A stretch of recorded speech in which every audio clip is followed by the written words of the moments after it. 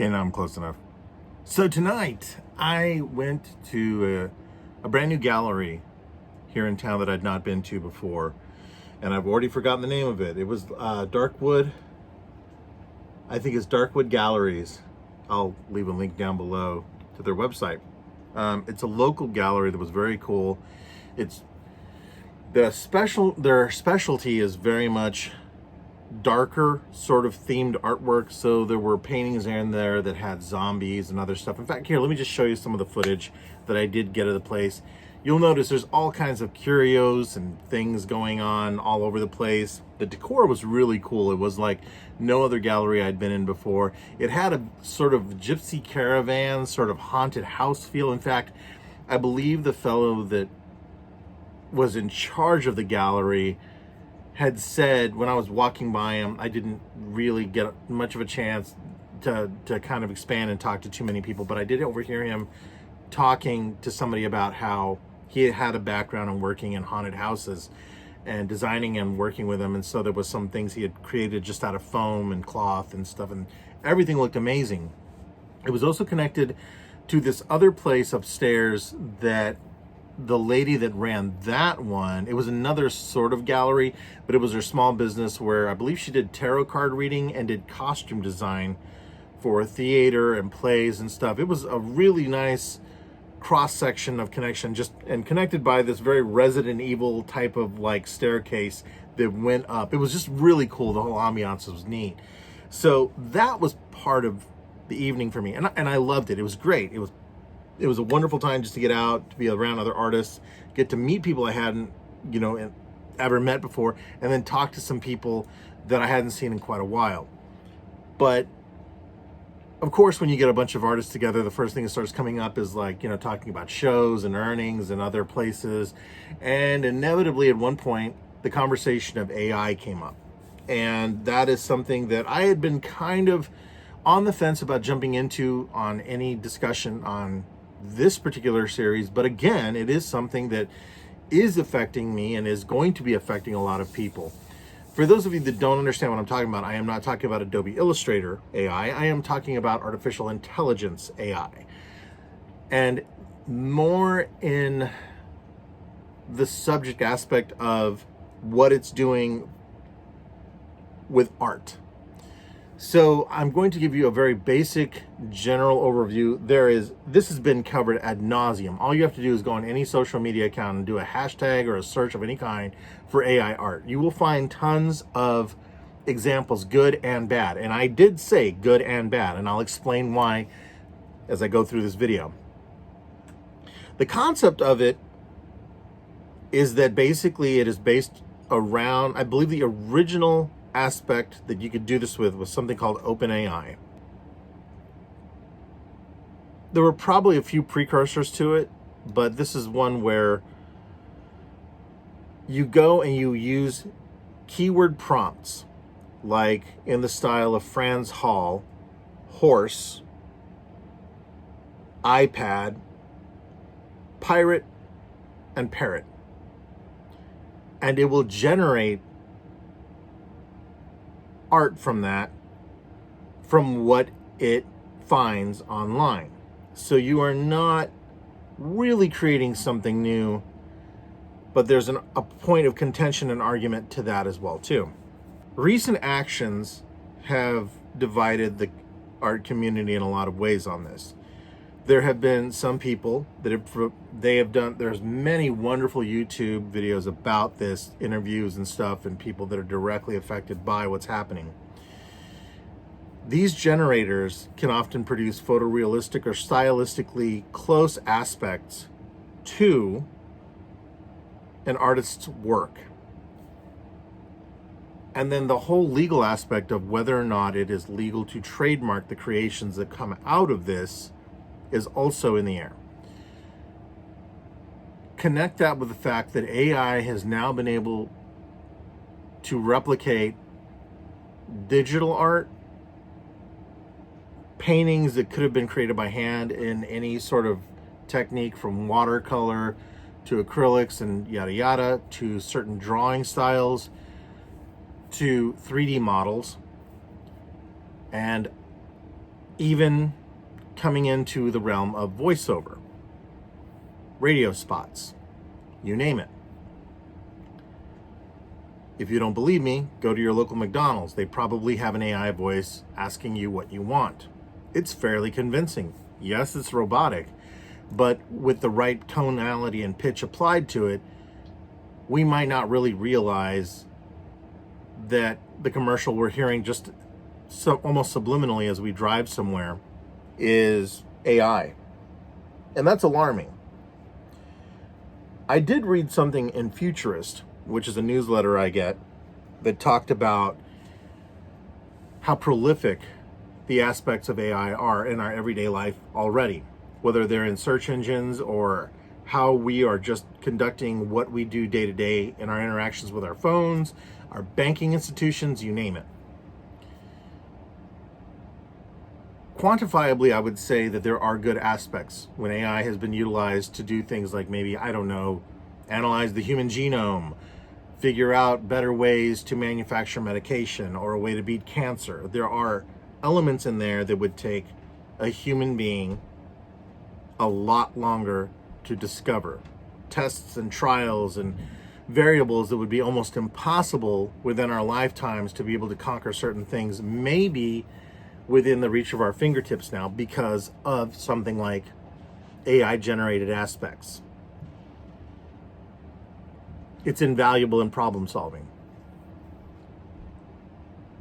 The challenge here has become that problem solving has also begun to lean over into, well, we don't really have money to pay somebody to create artwork. We don't really have money to pay a writer.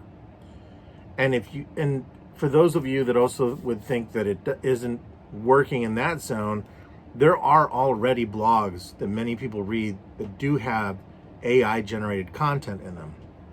They borrow and troll across. It is seriously the equivalent of the college student that fucks up and copies a pre-existing thesis and turns it in as their own. And AI is going nuts with that aspect.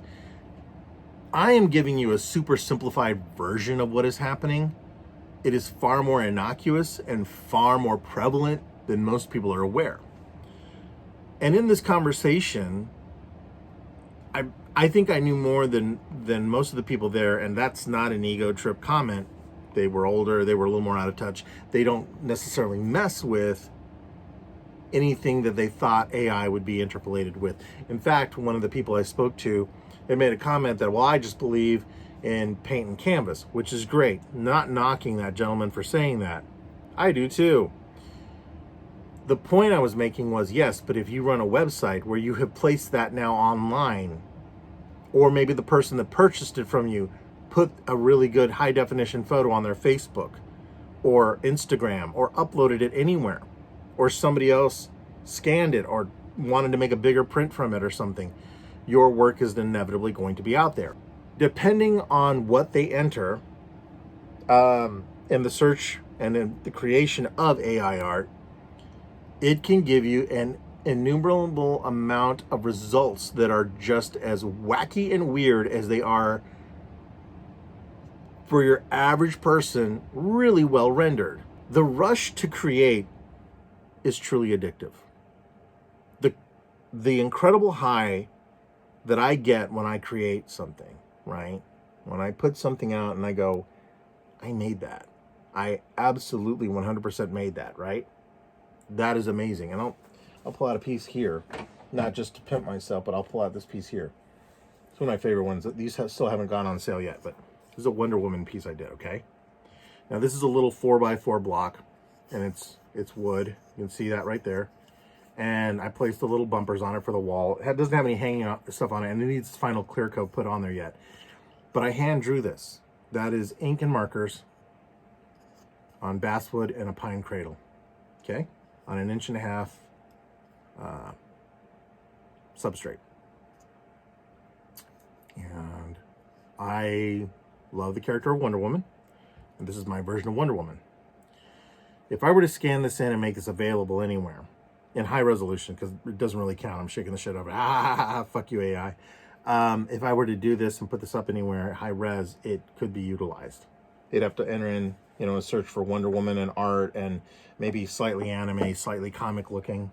And it would pull maybe that and 1,000 other, million other searches and combine that into something that would work.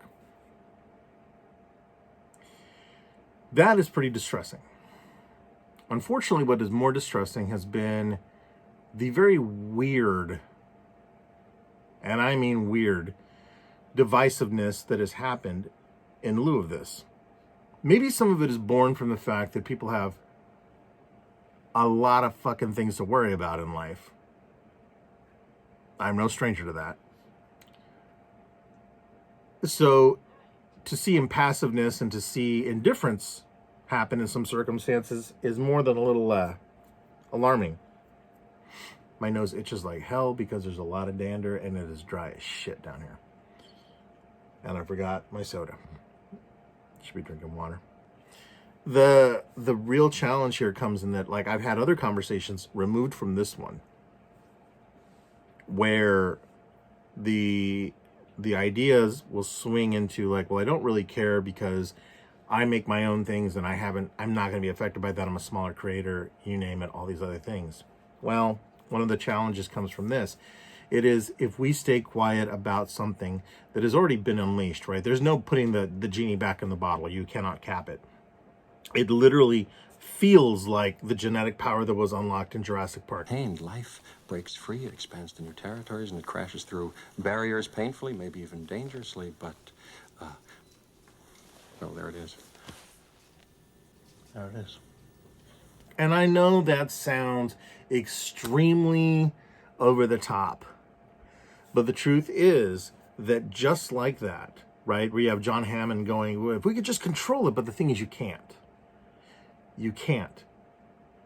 And going outside of the curve of AI, I want to use an example provided by John Lasseter. For those of you that don't know who John Lasseter is, he used to be one of the head people at Pixar, and then there was a whole bunch of bullshit that happened with him that was not great, and he now works, I believe, over at Skydance Studios. So, which is part of Fox, which is still owned by Disney, which is weird, right? Oh, fuck, that is really weird. I don't think he learned his lesson. So he once made a comment, and this was back when John Lasseter wasn't in trouble. He made a comment about Toy Story.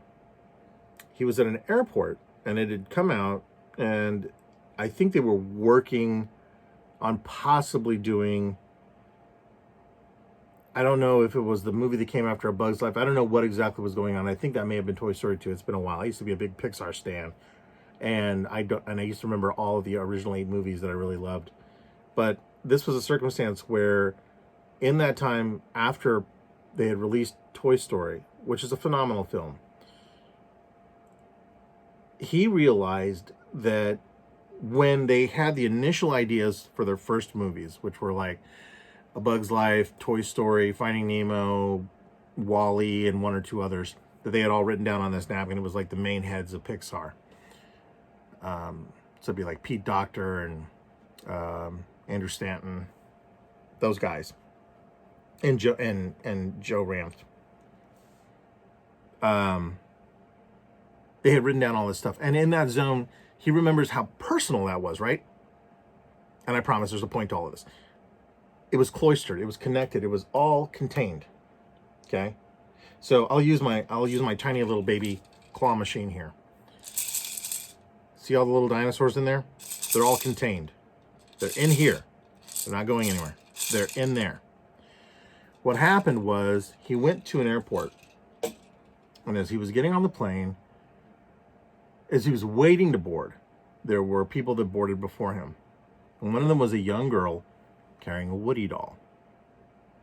And right then and there, he realized that it wasn't his anymore. That Woody, Buzz, Ham, Mr. Potato Head, all of those characters in Toy Story now belonged to the world. It was a story they had created, and now the story, the imagination, the adventures, everything thematically that Toy Story as a movie very much put out there came to life in front of him. I think every creative wants that. They want some aspect of that to happen, where people, yes, the money, maybe fame, whatever, but especially that somebody loved your stuff enough to carry it around with them, to talk about it, to love it, to hold it, to make it a part of themselves. I'm willing to go out on a limb here and say that the probably a good chunk of the people watching this video have these near and dear things. In fact, not just a video or two ago, I spoke about this little Batman car I had as a youth and a lot of the other things in my studio. There's a bunch of shit behind me that is all very near and dear in a lot of ways, sincerely. But this is different. This was a character that he had seen go through incarnations, that they had auditioned people for to get the part right. And if you watch the early versions of it, you understand just how much that character changed. But it was all within the concept of their minds, then within Pixar, then within the animation rooms, then within the theaters, and then finally family dens and living rooms, and now our iPhones and streaming. And it transferred over into almost just shy of a public domain aspect in appreciation. It is still very much owned by Pixar and Disney, and probably will be for the next 100 years because of copyright laws. But the point is, this little girl loved her Woody doll and was holding it. And I think he even alluded something to, like, his imagination ran wild, like, does that Woody come to life for her with her imagination when she's getting on the plane? Is that Woody brave? This sort of thing. And I often wonder if that very moment didn't inspire, spoiler alert for Toy Story 2 if you haven't seen it, didn't inspire the main airline sequence in there in some way. I always thought there was some connection in there. And especially after having read this one book about Pixar, I really think that now more than ever. But the point is, in that circumstance, you could use that, and it has been used in comparison to how AI works. We as artists will create a drawing, a thing, a sculpture, a picture, something, some imprint that is digitally accessible for an algorithm to be able to crawl around and regurgitate. And this already happens if you have a website or anything. If I have a website, I'm on Facebook, I'm on tons of social media, I'm all over the goddamn place. People have taken pictures of my stuff, posted it other places. I don't know where. I've sent my artwork to printing houses to get things made. That's one of the reasons why I fight to keep a lot of things in-house for myself, but there's some things I just can't create effectively. But at some point, control should be relented if you want to share things. But AI doesn't ask permission. AI doesn't care about trademark or copyright or anything. AI is a tool. A tool can be used incorrectly. If I use a screwdriver to put screws in the desk I'm sitting in front of, although that's annoying, it is doing the function it's supposed to do. I could bend that rule, and maybe if it's a Phillips and I have a drywall that I want to punch a hole into to put a screw receiver set in so that way it'll stay in because I can't find a 2x4 to put the screw in, that's an alternative usage. We are intelligent people and understand how to utilize tools beyond their intended reasons. I say that having used it as a back scratcher. I have no intention of jamming that thing into an electrical socket. I have no intention of taking a screwdriver and ramming it into the hole in the side of my head and damaging my ear, if not driving it into my skull. AI knows no discrepancy in its executable fashion. It simply overcomes and self-dictates based on the parameters entered by a human making the decisions to interpolate variables that will create an output that is to their liking. By that definition, someone would argue that that is the act of creation. I would argue and say it is not the act of creation, it is the act of referencing and reinventing, but it is not wholly original. Conversely, people have argued that there is no such thing as an original idea. You need only look to the hero's journey or any other aspect of human mythology, storytelling, and activities in life. So when I say that the argument for AI or against it is a complex issue, I'm not fucking kidding. One of my favorite accounts is one called, I believe it's abandonedfilms.com or .net. I think it's .com. That I constantly see their stuff on Facebook. I think it's rather brilliant what they did. I think they're using Midjourney or whatever it's called. And the best one, the one that got me hooked, not on using it, but on seeing their content, was they will make films that could have existed. It's pretty jarring. Because if you've ever seen anything that these AI applications will create, you'll get hands with like no fingers, maybe an eye slightly off. Things look a little weird or inverted or just very harsh. And sometimes they look really uncanny valley, and then there's other times they look damn good. The problem is AI will continually get better. The more people get enthralled by it, the more people utilize it, the better it's going to get. An app, a piece of software, only gets better when we add more information. The variables change, and we feel like we're actually talking to truly artificial intelligence, and that it is reciprocating. Is it any wonder we get so attached to androids and robots in works of fiction, or even in real life? I love R2-D2, but I am completely fascinated by Boston Dynamics creations. I have a lot of little robots here, my little Vector unit over here. Vector is a home robot with interactive hobby technology. And I talk to him and he responds, but he is utilizing a whole bunch of programming and probably Amazon to interact with me. He tells me the weather, time, talks to me, we play games. Simple games, but still. But I don't place him on the same zone as my cats, my dogs, people I know, people in my life, anything. It's not the same fucking thing. But I could see where if I had a robot, and I think to the robot that is in Andor, or R2-D2, or any of these other droids that I've loved, and I've seen in movies or things, it is the more realistic, the more you see them at shows. I mean, I've seen R2 units. There's an R2-D2 Builders Club, or an R2 unit Builders Club here in Kansas City. They're all over the place. If you go to comic shows, you'll see them. It's almost too easy to imagine that character, really being alive. Hell, you'll see Twitch is playing in the background again. There's my buddy Rick. He has a wonderful show. He has a couple of shows. Robot Co-op is the main one, and then he's got Rick Gets Wrecked. And on the Robot Co-op ones, he has puppets that are robots voiced by the rest of the cast. It's fucking phenomenal. There are times I genuinely forget that there is a real voice behind Topsy or any one of the others. There's a real person there that is providing that. And I feel that AI gives us that same sort of weird... It breaks that fourth wall in a lot of ways.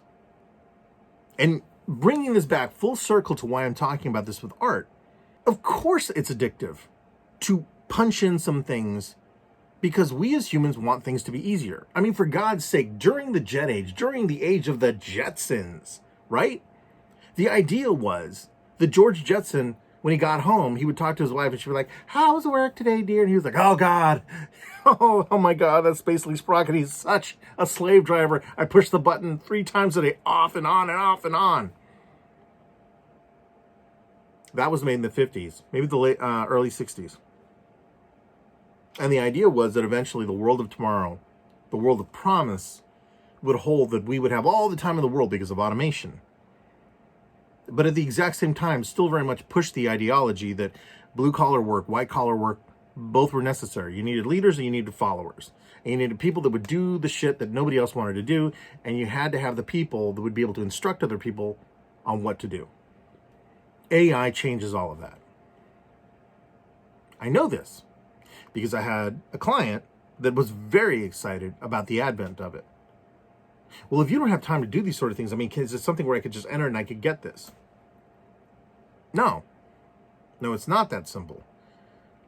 But it might be. When I first got on the internet, that was science fiction. There was no way that was going to happen. Hell, Twitch was science fiction. Facebook was science fiction. My first thing that I ever got on was AOL Messenger, if I remember that right. And then shortly after that was ICQ, the little messenger. I don't know how many you people remember that, but I still have that account. Fuck, I'm dating myself on that. Like, that's something to be proud of. I got this old antiquated thing. Next thing I'm doing, I'll be admitting to owning real players still.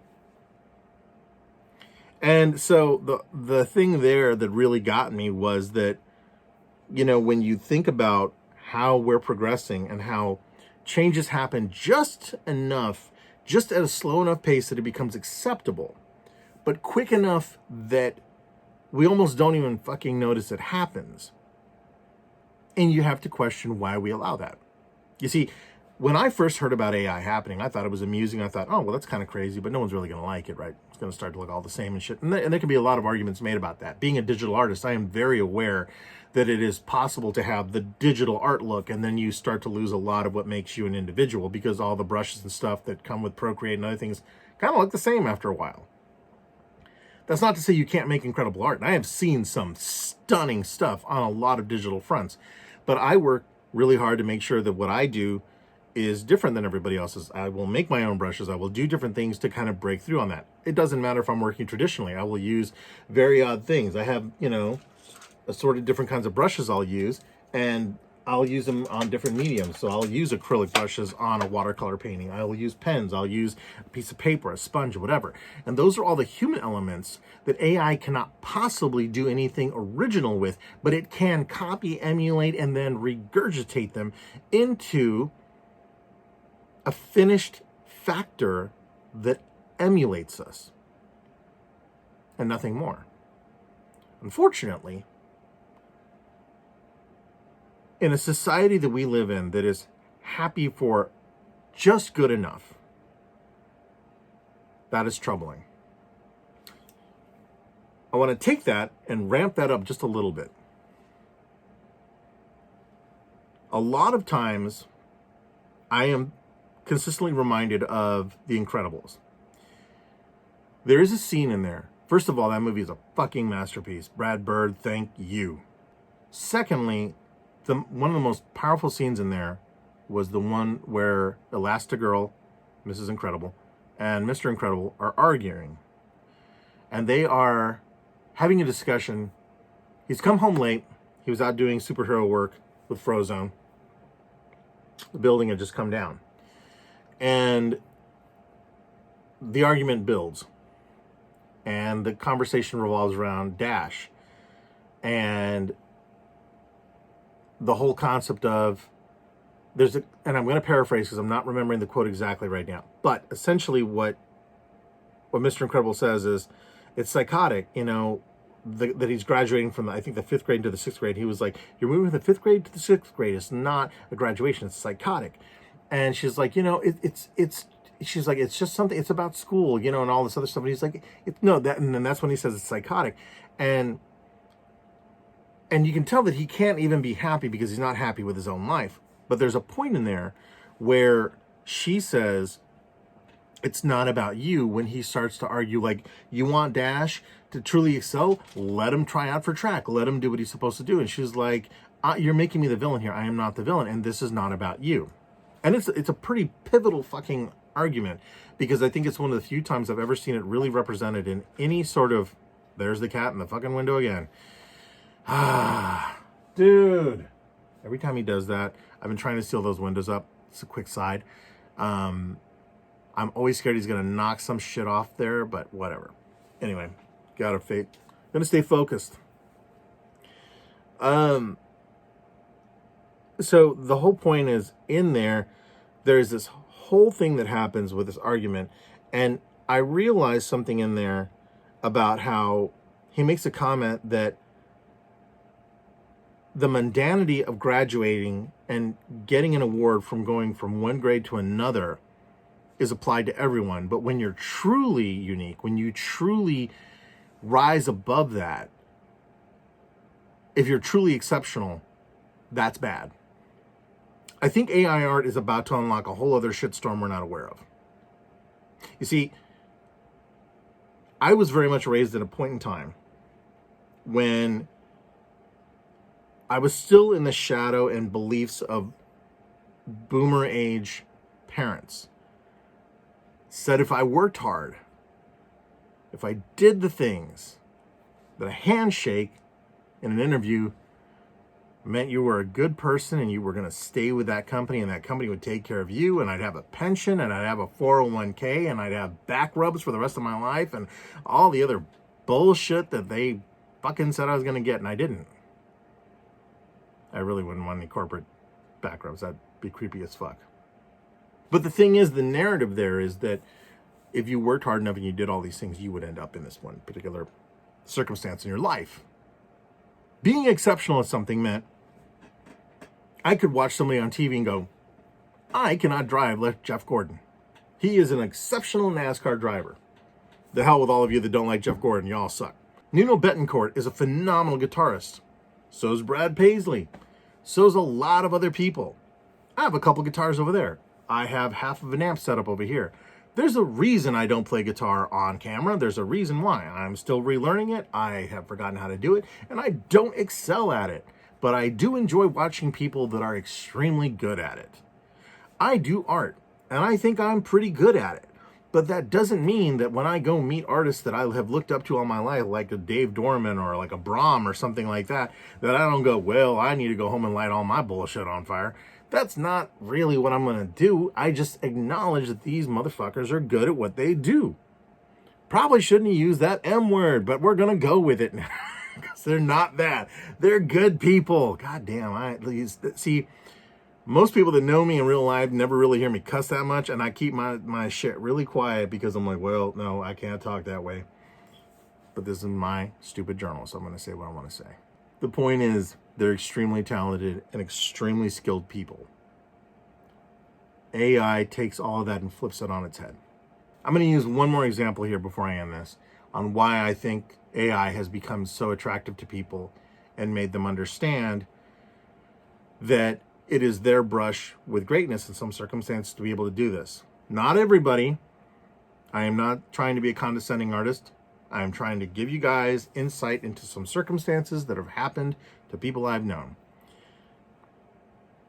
There was an artist that had posted how they had two really good friends. All three of them had been friends for a real long time. All three of these women were very fond of each other, but one of them was an artist. And they had I believe an Etsy store was what it was they had set up. And, they made sales. They were trying to make it as an artist and everything else like that. And they had but they never really talked shop to the other two because, they weren't artists. They didn't really know or anything else like that. And they never came out to the shows or anything. It was a whole thing in this post. So what happened was they started another account and they sold this other artwork that was completely off kilter to what they normally did mainstream wise. It was a little more edgy, I think, and just different. The point is it was different. And they used a different handle, a different name, and everything else like that. And they used a post office box for that one, which I thought was interesting. And so when they did that, two of the orders that came in were their friends. Not for their main Etsy account, for this other account. And the only instances that they explained were they hadn't had enough time to really devote to customizing this one. So there was no pictures of their workspace or their studio or anything. They just had items listed up because they wanted to see if it was even going to sell. Well, they managed to sell to a couple of people they didn't know. And then, lo and behold, their two friends ordered. And I guess some months went by and some shit the way that they wrote it out, I guess some shit hit the fan. And she confronted them saying, well, what did you like about this artwork and all this other sort of thing? And it finally, long story short, came to a head where she admitted, that's my artwork. And they didn't believe her until she logged into her Etsy and showed them her name and everything else like that. And I was like, wait, how did they, how did that go down? But the point is, she got one to admit that she just couldn't bring herself to give her friend money for making art. She'd always thought, well, since we were friends, that maybe you'd give me something. It wasn't that her friends didn't like art. They just didn't like the concept of giving her money for artwork.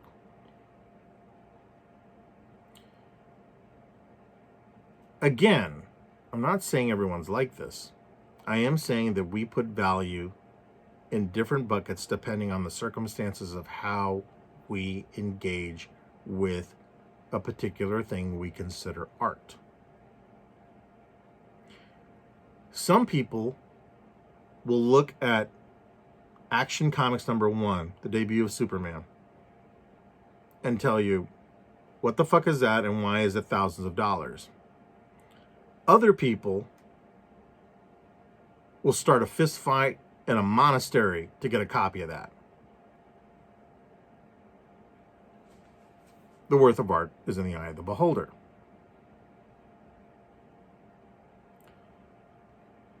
AI art, which is created from a multitude of sources in an unethical concept and action, is literally the poster child for being representative of everything bad I just spoke about. It doesn't ask, it gets things for free, there is no work involved, and it gives people that create in it often an overdeveloped sense of accomplishment in something that your average first grader can do by entering search terms into a Google search bar. The audacity is overwhelming. But I understand where there can be some aspects of it that are good, or at least helpful. But like any tool, it can certainly go wrong really quickly. My fear is that not enough people understand where we're heading with this. My worry is that it will become mainstream enough that, just like anything else, it will become a replacement for something that was valued far higher. I can give you a perfect example. I am not going to edit this video in Adobe Premiere. I have an app on my phone called Video Leap, which is just good enough and just powerful enough to process the 4K video I make on here, or this particular 1080p video that I'm making, and not have lag, not crash, not freeze up, not have to worry about separate components or anything else like that. Adobe Premiere is a janky program sometimes. And it's not my system. It runs games and all kinds of stuff fantastic. Adobe is a weird thing sometimes. I love it, but the hassle of getting this uploaded to iCloud or sent to anything else, because the videos are so large, especially at the length of this one, and then getting it moved over and put together in all these other different ways and then uploading it to YouTube would mean that my videos would never get out in time. And I've discovered that if I record this at 1080p and then I edit it on the phone, I can get it up and put it on there. And this app only cost me $34 a year, and the other one from Adobe is costing me hundreds of dollars a year. So the choice is clear there. It's a tool as well too. So while I can't blame people for wanting to utilize AI, OpenAI, Midjourney, whatever the fuck it's called, this isn't just about the aspect of it being used as a tool. It's how are you using that tool, and ultimately who gets hurt in the long run.